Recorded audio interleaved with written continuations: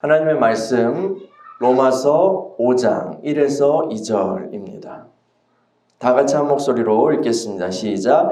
그러므로 우리가 믿음으로 의롭다 하심을 받았으니 우리 주 예수 그리스도로 말미암아 하나님과 화평을 누리자.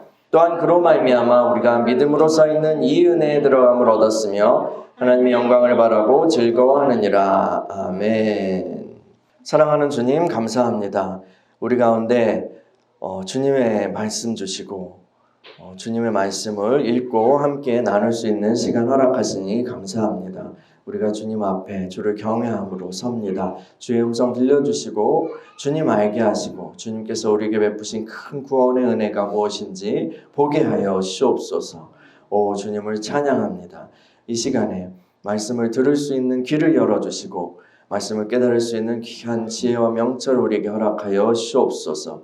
무엇보다 믿음을 주셔서 큰 확신 가운데 선포하는 말씀을 우리가 마음으로 받아 열매 맺게 하여 주옵소서. 말씀을 전하는 종을 붙들어 주시고 주의 권능으로 충만케 하여 주옵소서. 예수님의 이름으로 기도합니다. 아멘. 우리 지난 시간에 로마서 5장 1절을 통해서 믿음으로 의롭다 하심에 대해서 같이 이야기했습니다. 그래서 믿음으로 의롭다 하심을 통해서 하나님과 원수였던 우리가 하나님과 화목해 되었다라는 것을 나누었는데요. 그런데 이어지는 2절을 보니까 그 칭의의 은혜, 또 칭의를 통해서 오는 화목의 은혜에 따라오는 또 다른 복들이 있어요. 그로 말미암아 우리가 믿음으로 서 있는 이 은혜에 들어감을 얻었으며 하나님의 영광을 바라고 즐거워하느니라. 은혜에 들어가서 하나님의 연애에 들어간다. 이거 은혜에 들어간다는 건 조금 확실하게 설명할 수 없어도 조금 알 것 같은데 하나님의 영광을 바라고 즐거워한다는 건 무엇일까? 그건 무엇이지? 이런 부분들을 함께 또 살펴보려고 합니다. 아담의 후손인 우리는 모두 불순종의 자녀들이었습니다. 제가 반역자들이라고 표현했죠. 우리는 하나님의 원수였습니다. 하나님의 원수. 하나님의 심판대 앞에서 우리의 운명은 영원한 죽음, 그 불못뿐이었습니다. 그러나 하나님께서는 그의 아들 예수 그리스도를 이 땅에 보내셔서 피 흘려 죽게 하셨죠. 죄가 없으신 예수님이 죽으셔야 했던 것은 우리의 죄값을 치르시기 위함이었습니다. 죄의 삭은 사망이죠. 죄의 삭은 사망이고 생명은 피에 있기 때문입니다. 그래서 피 흘림이 없이는 죄 사함이 없다. 이것이 성경의 진리입니다. 나무에 매달리신 예수님을 믿음으로 바라보는 자마다 죄의 용서, 사함을 얻고 사면을 받고 또 하나님과 화평을 누리게 됩니다. 이것이 하나님께서 우리에게 그리스도를 통해서 주신 칭의의 선물이죠. 우리는 이제 하나님 앞에서요 무죄입니다. 무죄예요. 그리스도의 죽으심, 그리스도의 피 흘리심은 우리에게 이 사죄의 은총을 전해줍니다. 그런데요, 칭의의 선물 상자에는 더욱 풍성한 은혜가 담겨 있습니다. 그리스도의 순종하심을 통해서 우리에게 전가되는 의가 바로 그것이죠. 죄인인 우리가 용서를 받았지만요, 마이너스에서 제로가 된 것 뿐이에요. 여러분, 산더미 같은 빚이 있으면은 살기가 어렵잖아요. 그렇죠? 그런데 빚이 만약에 제로가 됐다고 해도 앞으로도 살아가려면 또 돈이 있어야 돼요. 그렇죠? 죄인인 우리가 용서를 받았어요. 무죄 판결은 받았어요. 예수 그리스도의 피 때문에요. 근데요, 마이너스에서 제로가 됐을 뿐이에요. 제로예요. 물론 그것도 대단한 것입니다.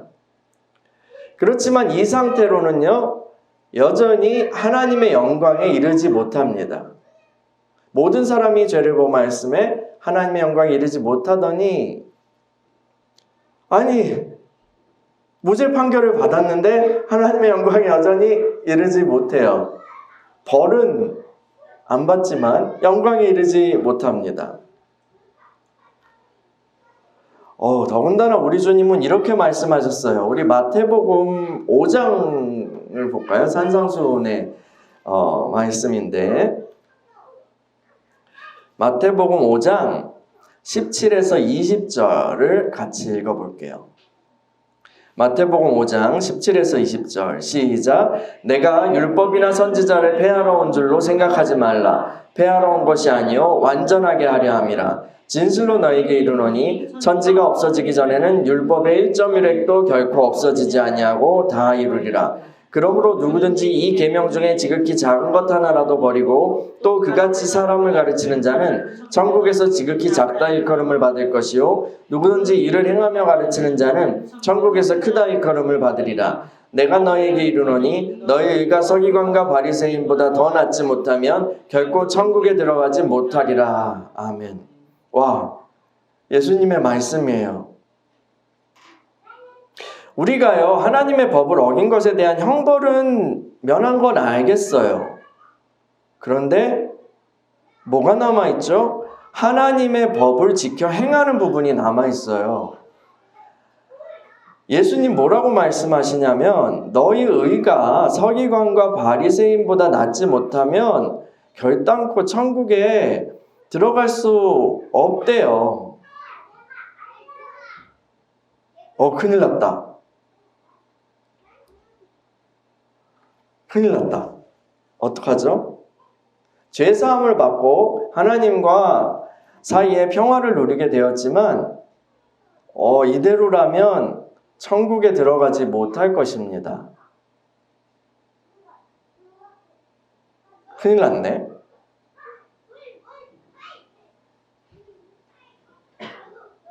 그래서요, 어떤 그 유명한 목회자는, 설교자는 율법을 지켜야 된다고 얘기해요. 구원받고 율법을 지켜야 된다고 얘기해요. 그래서 그 율법을 지키지 못하면 자 봐라, 서기관과 바리새인보다 더 낫지 못하면 결코 천국에 들어가지 못한다고 여기 써있지 않느냐. 율법을 지켜야 합니다 하면서 그렇게 강조를 해요. 그게 맞을까요?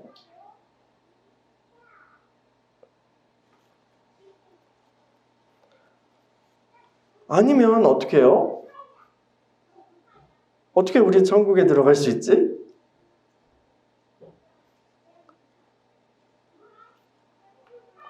걱정할 이유가 없습니다. 하나님께서 우리에게 베푸신 구원 안에 이것에 대한 모든 해결책이 들어있기 때문입니다.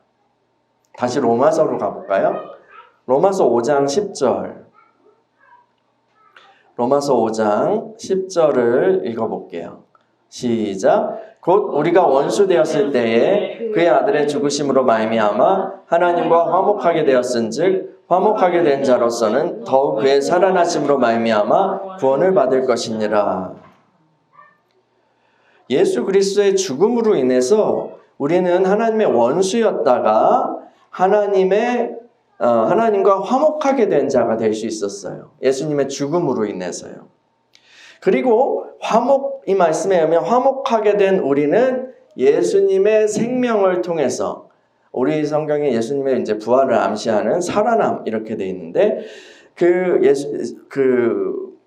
원문을 보시면 생명이라고 되어 있어요. 아마 부활 생명이죠. 그건.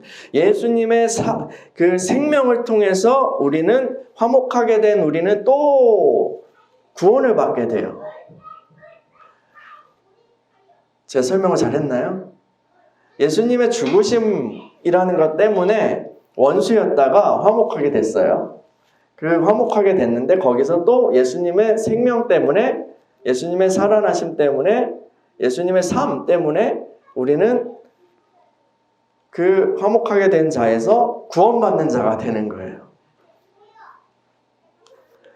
이거는 예수님의 하나님 앞에서 순종하심을 통해서 우리에게 전해지는, 성경적 용어로는 우리에게 전가되는 의의 선물을 가리킵니다. 바울은 이걸 설명하기 위해서 아담과 그리스도를 대조해요. 로마서 5장 12에서 14절 읽어볼게요. 12에서 14절 시작. 그러므로 한 사람으로 말미암아 죄가 세상에 들어오고 죄로 말미암아 사망이 들어왔나니 이와 같이 모든 사람이 죄를 지었으므로 사망이 모든 사람에게 이르렀느니라. 죄가 율법이 있기도 전에도 세상에 있었으나 율법이 없었을 때는 죄를 죄로 여기지 아니하였느니라. 그러나 아담으로부터 모세까지 아담의 범죄와 같은 죄를 짓지 아니한 자들까지도 사망이 왕노릇하였나니 아담은 오실 자의 모형이라. 아멘. 이 성경에 등장하는, 특히나 구약 성경에 등장하는 많은 중요한 인물들은요, 다양한 방식으로 그리스도를 예표합니다. 그것을 모형이라고 부르는데요. 이 모든 인류의 시작이 되는 첫사람 아담도 그리스도를 예표하는 모형입니다.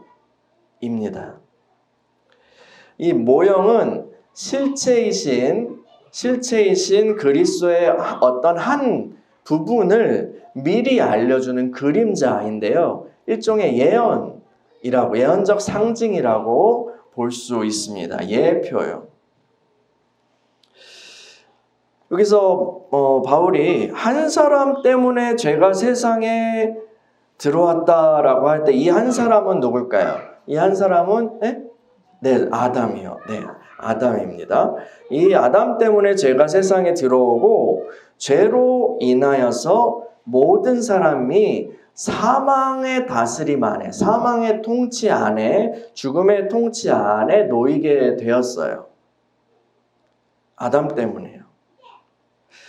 아담을 통해서 그에 속한 그의 후손들에게 죄가 전가되고 또 죄의 대가인 사망이 그들을 지배하게 된 거예요. 모든 인류를요. 이것이 바로 대표성의 원리입니다. 대표성의 원리예요. 이 인류의 대표라는 면에서 아담은 그리스도의 모형인 거예요. 계속 읽어볼까요? 로마서 5장 15에서 16절이요. 15에서 16절 시작. 그러나 이 은사는 그 범죄와 같지 아니하니 곧 한 사람의 범죄를 인하여 많은 사람이 죽었은즉 더욱 하나님의 은혜와 또한 한 사람 예수 그리스도의 은혜로 말미암은 선물은 많은 사람에게 넘쳤느니라. 또 이 선물은 범죄한 한 사람으로 말미암은 것과 같지 아니하니 심판은 한 사람으로 말미암아 정죄에 이르렀으나 은사는 많은 범죄로 말미암아 의롭다 하심의 이름이니라. 아멘. 그러나 이 은사는요, 선물이죠. 하나님이 주신 구원의 선물을 가리킵니다. 그 구원에 대해서 설명하고 있어요. 은혜로우신 하나님께서는 아담을 대신할 새로운 인류의 대표자를 이 땅에 보내주셨어요. 새로운 아담, 즉 예수님, 예수 그리스도를 통해서 그 구원의 선물을 전해주시려고 보내신 것이죠. 처음에는 어떻게 됐어요? 한 사람 하나님 때문에 많은 사람이 죄인이 되었습니다. 그런데 이 예수 그리스도, 새로운 아담이신 예수 그리스도를 통해서 주시는 구원의 선물은요, 많은 죄인들을, 아담 때문에 그 죄인이 된 그 많은 사람들을 의인이 되게 하는 거예요. 제가 설명을 잘했나요? 네, 잘 따라오고 계시나요? 집에 가서 로마서 5장을 쭉 여러 번 읽어보세요. 다른 번역으로도 읽어보시고 로마서 5장 17에서 19절 또 계속해서 읽어볼게요. 17에서 19절이요. 시작.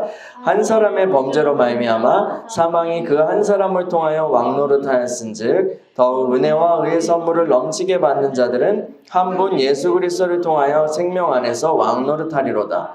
그런즉 한 범죄로 많은 사람이 정죄에 이른 것 같이 한 의로운 행위로 말미암아 많은 사람이 의롭다 하심을 받아 생명에 이르렀느니라. 한 사람이 순종하지 아니함으로 많은 사람이 죄인 된 것 같이 한 사람이 순종하심으로 많은 사람이 의인이 되리라. 아멘. 여러분, 아담의 범죄로 인해서 아담과 연결된 모든 사람들이 죄인이 되었어요. 그들은 모두 사망의 지배 아래 갇혔습니다. 이게 뭐예요? 사망의 지배 아래 갇혔다는 것은요, 이런 거예요. 인간의 그냥 운명인 거죠. 살아가지만, 인간이 살아간다 하지만 사실은 죽어가는 거예요. 그 뿌리가 끊긴 그런 꽃처럼요. 뿌리가 잘려서 물병에 꽂아놓은 꽃처럼 그냥 살아가는 게 아니라 죽어가는 거예요. 하나님과의 처음부터 하나님과의 단절된 상태로 태어났어요. 아담의 후손들은요. 이게 영적인 사망입니다.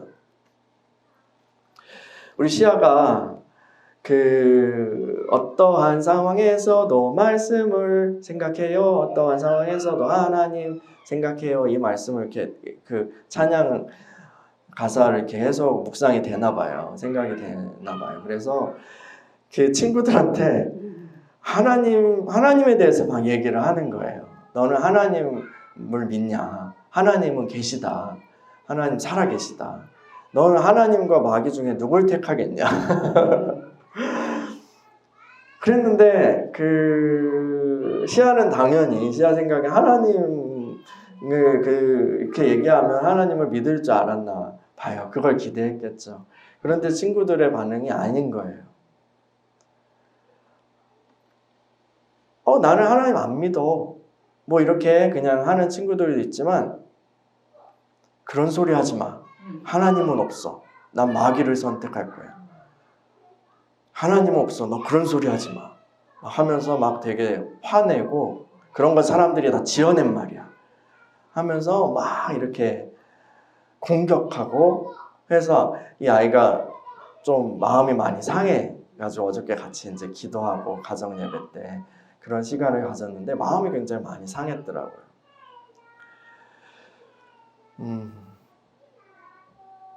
이 친구는 이제 뭐 목회자 가정 안에서 그렇게 자라가서 당연히 하나님이 계시다는 것을 세계관으로 받아들이고 그렇게 또 여러 가지 이제 기도하면 또 들어주시고 은혜 주시고 공급해 주신 하나님 경험하면서 그렇게 살아가니까 다른 사람들이 하나님을 인정하지 않는 거가 되게 안타깝고 또 이상하고 속상한 모양이에요. 근데요, 이 세상은 아담의 후손들은 하나님과 단절되어 있죠. 뿌리부터 끊겨 있죠. 영적인 사망이에요. 그리고 어떻게 살아가요? 많은 사람들은 그렇게 하나님 모르고 하나님을 대적하고 살아갑니다. 이 땅에서 자기 수명대로 뭐 누릴 수도 있고 뭐 사고로 죽을 수도 있고 하지만 결국은 다 죽어요. 필연적인 죽음을 향해서 돌진해 갑니다. 그러다가 몸과 영혼이 분리되는 시점이 오죠. 이게 바로 몸의 죽음입니다. 또 그 후에는 뭐가 있어요? 끝나는 것이 아니라 심판이 있습니다. 결국 심판 앞에서 판결은 둘째 사망, 영원한 불못에 들어가는 것이 인간의 운명이죠. 이게 사망의 지배 아래 갇힌 인간의 어떤 인간 존재의 삶이에요. 삶이 아니라 죽음이죠. 살아갈 때에도 하나님과 상관없이 썩어질 걸 추구하다가 서로 상처 주고 상처 입는 그런 먼지 같은 삶을 살아갈 뿐입니다.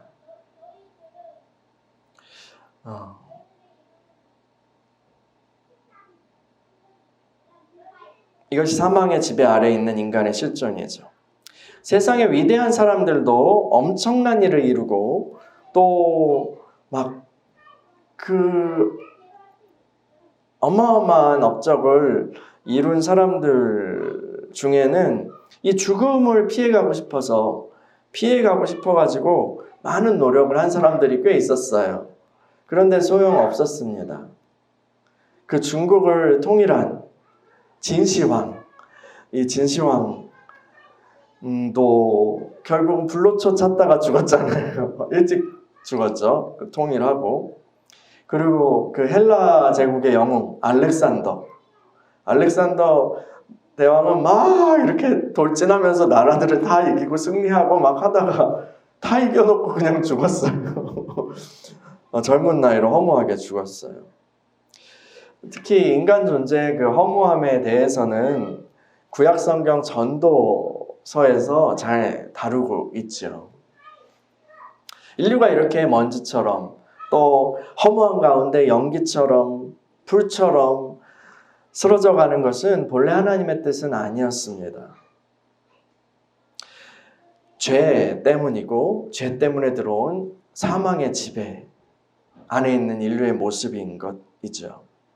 그래서 하나님께서는 이런 삶에서 벗어날 수 있도록 우리들에게 구원의 선물을 주신 것입니다.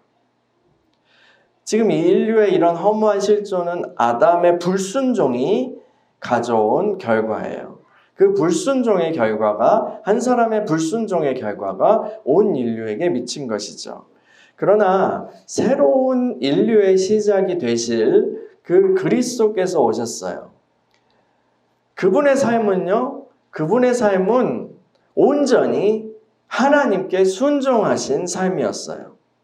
예수님의 모든 말씀과 행동은요, 하나님 아버지께 순종하는 것이었어요.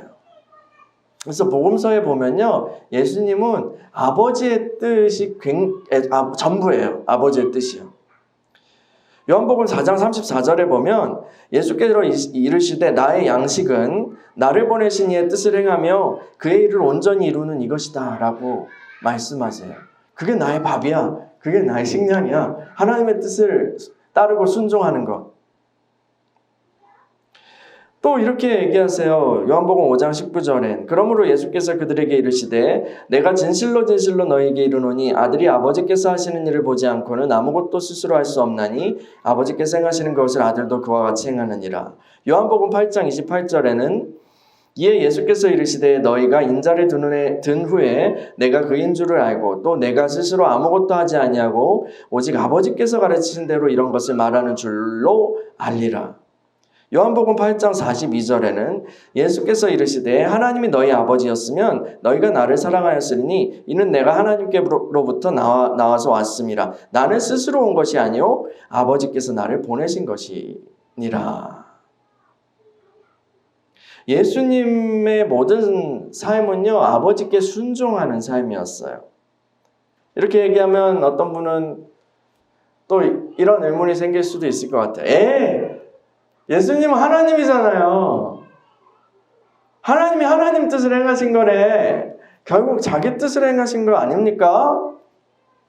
이렇게 말씀하실지도 모르겠어요. 맞습니다. 그분은 완전한 하나님이시죠. 예수님은 완전한 하나님이십니다. 그러나 예수님은 또한 완전한 사람이셨어요. 사람이시죠. 하나님은 몇 분이세요? 하나님 몇 분이십니까? 네, 하나님 몇 분이십니까? 하면 우리는 하나님은 한 분이십니다 라고 대답해야 합니다. 하나님은 한 분이신데 삼위로 계십니다. 이것이 우리의 신앙 고백이죠. 이게 바로 삼위일체 교리입니다. 하나님은 한 분이시지만 성부, 성자, 성령 삼위로 계시죠. 성부는 성자가 아니시고 또 성령도 성부나 성자가 아니세요. 이거는 이해하기 어렵지만 성경이 증언하는 하나님에 관한 놀라운 진리입니다. 이 성경은요, 우리에게 아버지의 의지와 아들의 의지가 따로 있다는 것을 계시합니다. 그것을 단적으로 드러나는 한 장면이 있는데요. 바로 겟세마네 동산에서 우리 주님이 기도하신 그런 사건이에요. 우리 마태복음 26장으로 가볼까요? 마태복음 26장이요. 마태복음 26장 37에서 39절만 읽어보죠. 마태복음 26장 37에서 39절 시작. 베드로와 세베대의 두 아들을 데리고 가실새 고민하고 슬퍼하사 이에 말씀하시되 내 마음이 매우 고민하여 죽게 되었으니 너희는 여기 머물러 나와 함께 깨어있으라 하시고 조금 나아가서 얼굴을 땅에 대시고 엎드려 기도하여 이르시되 내 아버지여 만일 할만하시거든 이 잔을 내게서 지나가게 하옵소서. 그러나 나의 원대로 마시옵고 아버지의 원대로 하옵소서 하시고 주님께서 말씀하신 이 잔을 내게서 지나가게 하옵소서 할 때 이 잔은요 뭘까요? 십자가의 죽음이었어요. 하나님께서는 이 십자가에서 예수님을 온 세상을 위해 죽임당할 그 어린 양, 그 제물로 삼으실 예정이었습니다. 죄가 없으신 그분께, 순결하신 그분께 이 세상의 모든 죄가 전가될 거예요. 죄뿐 아니라 죄에 따라오는 그런 사망의 고통이 그분의 육체를 죽이고 영혼을 죽일 거예요. 일시적일 것이지만 말이에요. 그 일시적일 것이지만 태초 이래로 한 번도 끊어진 적 없었던 이 삼위일체 하나님의 그 놀라운 견고한 영원한 완전한 사랑의 관계가 십자가에서 칵 하고 끊어져 버릴 거예요. 그래서 주님이 이렇게 말씀하시죠. 나의 하나님, 나의 하나님, 어찌하여 나를 버리십니까? 그리고 하늘이 어두워지죠. 언제나 그 아들을 향하시던 아버지의 사랑이, 그 한결같던 아버지의 사랑이 두려운 분노로 바뀌는 거예요. 예수님이 죄를 짊어지신 후에. 이 일 앞에서 그 순종 잘하시는 예수님조차도 그걸 생각하면 웬만하면 피하고 싶으셨던 거예요. 그래서 갈등하고 번민하셨던 것이죠. 주님께서는 이때 제자들에게 같이 기도해달라고 했는데 제자들이 쿨쿨 자잖아요. 피곤해서. 그래서 이렇게 말씀하세요. 막 짜증을 내시는 것 같이 야, 어찌 한시라도 깨어있을 수 없니? 막 이러면서 내가 힘들어 죽을 것 같아. 같이 기도해줘. 근데 그렇게 하시면서 뭐라고 말씀하시냐면 시험에 들지 않게 깨어 기도하라. 마음에는 원이로되 육신이 약하도다 라고 말씀하세요. 이 구절을요 다시 번역하면 영은 준비가 되었다. 그러나 육신이 약하다 이거예요. 영은 준비가 되었지만 육신이 약하다. 이거는 제자들을 향한 말씀이기 전에 예수님 자기 자신의 지금 상태를 말씀하신 것이라고도 해석됩니다. 우리 주님께서는 그래서 그걸 기도하신 거예요. 그걸 영으로 육신의 연약함을 굴복시키기 위해서. 육신은 예수님이 자신이 그렇게 영원한 죽음을 경험하는 것을 두려워하고 또 피하고 싶어 그런 마음이 있죠. 그건 인간 생명의 본능이잖아요. 그분은 완전한 사람이셨다니까요. 그런데 영은 하나님의 뜻을 알고 있잖아요. 그래서 영으로 육신의 연약함을 하나님의 뜻에 자신의 존재를 굴복시키기 위해서 땀이 핏방울이 될 정도로 그렇게 간구하셨던 거예요. 여러분, 우리 주님의 순종하심은요, 자동적인 것이나 아니면 당연한 것이 아닙니다. 그리스도께서는 아버지의 뜻을 위해서 자신을 온전히 비우신 거예요. 자신을 온전히 비우신 거예요. 그래서 사도는 그리스도의 순종하심에 대해서 이렇게 찬양하죠. 빌립보서 2장 가볼까요? 빌립보서 2장 6절에서 8절 읽어볼게요. 빌립보서 2장 6에서 8절 시작. 그는 근본 하나님의 본체시나 하나님과 동등됨을 취할 것으로 여기지 아니하시고 오히려 자기를 비워 종의 형체를 가지사 사람들과 같이 되셨고 사람의 모양으로 나타나사 자기를 낮추시고 죽기까지 복종하셨으니 곧 십자가에 죽으심이라. 아멘.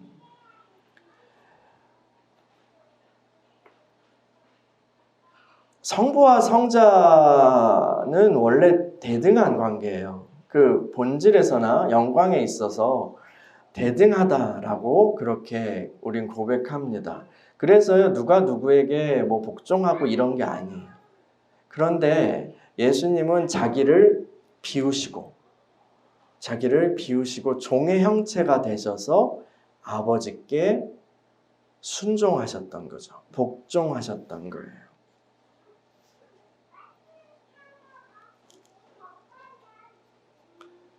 예수님의 삶은 하나님을 향한 온전한 순종이었어요. 예수님은 하나님의 뜻을 온전히 행하셨어요. 아담의 불순종으로 그와 연결된 모든 사람이 죄인이 되었던 것처럼 예수님의 순종하심으로 인해서 그와 연결된 모든 사람이 의인이 됩니다. 이것이 바로 칭의 구원의 풍성한 은혜입니다. 여러분, 그래서요, 우리는 용서받은 죄인입니다. 우리는 단지 용서받은 죄인입니다. 라는 것은 진리의 한 부분에 지나지 않아요. 우리는 그리스도의 순종하심으로 인해서 하나님 앞에서 의인이 되었습니다. 우리는 의인이 되었어요. 이게 성경이 증거하는 바입니다. 아담의 후손 가운데에 하나님의 율법을 하나님의 기준에 맞게 지킬 수 있는 그런 사람은 한 사람도 없었죠. 그러나 오직 한 분, 예수 그리스도. 이 예수 그리스도께서 그 모든 일을 다 이루셨어요. 그리고 예수님을 믿고 예수님과 연합하는 자는 그 안에서 그 예수님의 순종하심을 통해 오는 그 의를 전가받게 되는 거예요. 여러분, 아담의 죄의 전가로 따라오는 것은 뭐였어요? 사망의 통치였어요. 사망의 통치요. 그러나 이제 그리스도의 의의 전가를 받은 우리들에게 따라오는 것은 생명의 통치입니다. 생명의 통치요. 이게 하나님 나라의 통치예요. 우리는 사망에서 생명으로 옮겨졌어요. 우리의 시작과 끝은 이제 다 생명이에요. 이 세상에서 우리가 죽는다 해도요, 이 세상에서 우리가 죽는다 해도 멸망을 위한 것이 아닙니다.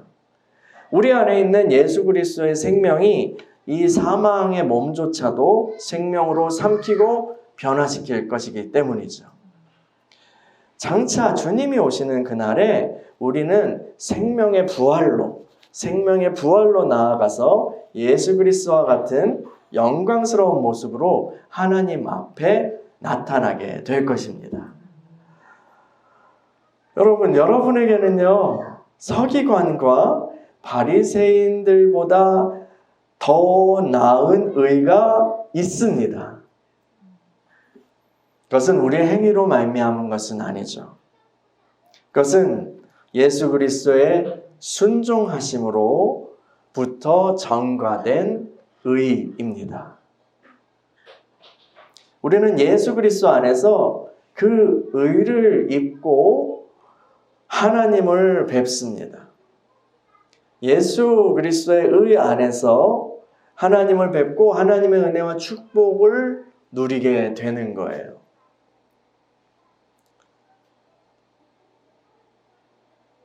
창세기에 보면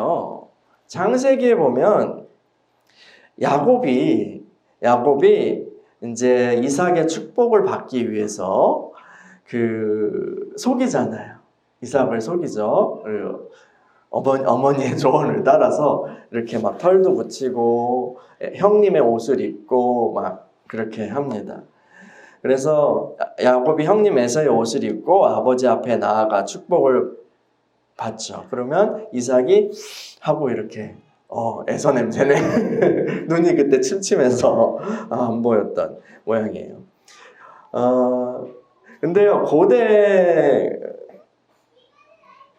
교부 중에 암브로시우스라는 분이 계세요. 대단한 분인데 이분은 이 장면을 굉장히 재미있게 해석했어요. 이 장면을 한 예표적으로 해석했는데 이 야곱이 형님의 옷을 입고 이삭에게 나서 축복을 받은 것처럼 이것은 칭의의 예표다. 우리 믿는 이가 형님 되시는, 맏형 되시는, 맏아들 되시는 그리스도로 옷 입고, 우리 자격은 안 되지만 그리스도로 옷 입고 하나님 앞에, 아버지 앞에 나아가 복을 받는 것의 예표다라고 해석했어요. 재미있지 않아요? 고대 교부들의 해석은 이런 식의 상징적 해석들을 많이 하곤 했습니다.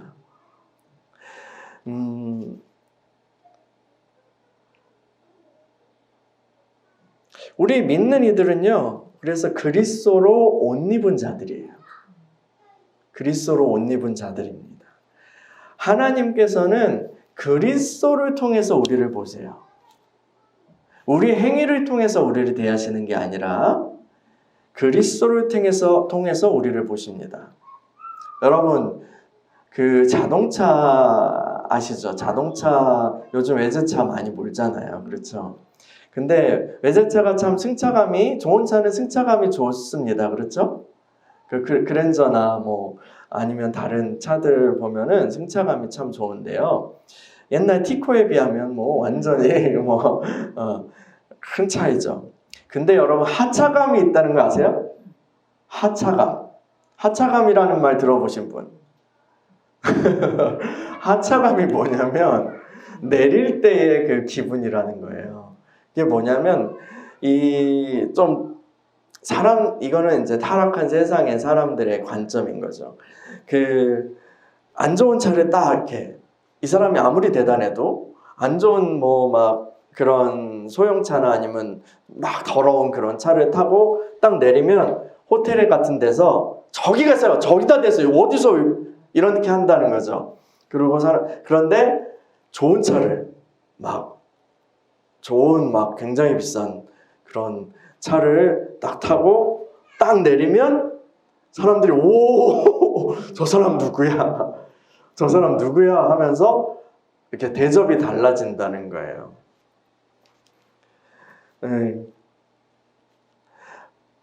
어떤 차를 타느냐에 따라서 그 사람에 대한 그 대접과 평가가 달라진다는 거죠. 그것 때문에 이제 하차감 때문에 빚을 내서라도 사람들이 좋은 차를 타는 젊은이들이 있습니다. 근데요, 하나님께서는 그리스도를 통해서 우리를 보신다는 거예요. 우리가 어떤지 상관없이 그리스도를 통해서 우리를 보세요.